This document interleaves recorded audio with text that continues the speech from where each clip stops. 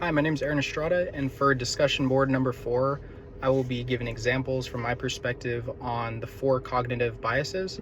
So for the first one being confirmation bias, second one being anchoring bias, third one being availability heuristic, and then number 4 being Dunning-Kruger effect.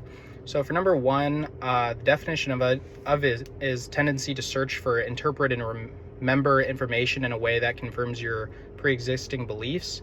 So an example I wanted to give was in high school, how I believe that eating late at night causes weight gain due to like slowing your metabolism down. It burns calories slower, so it kind of stores more. Whenever I read anything about health, I would only focus on the article that supported this idea and ignore the studies that said total calories matter more than timing.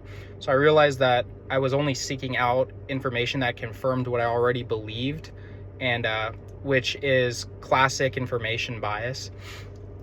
Number 2, for anchoring bias, the tendency to rely heavily on the first piece of information, like the anchor, when making decisions.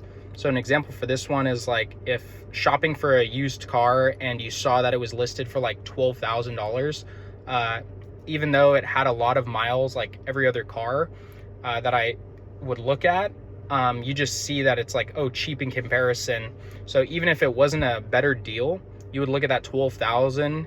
That would become your anchor bias, where it's like, oh, it skews your judgment of value.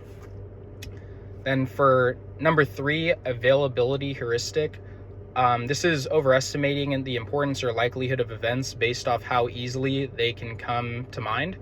So an example of this one is after seeing like a bunch of news stories about like I used plane crashes, someone may become nervous flying, and even though the statistics, it's much safer than driving, even though in movies and stories, you remember the risk of flying. So it makes your availability heuristic in action kicking in. And then number 4, Dunning-Kruger effect.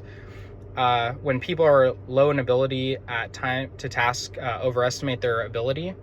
And the example I wanted to use for this was I first started learning a guitar that I was playing. I thought I was like really good, and after like just a few weeks, you start to notice like even other people could even be even better. So after taking a few real lessons, I realized like how actually little I knew of it. And this is actually experiencing the Dunning-Kruger effect, to where you're basically like humbled out.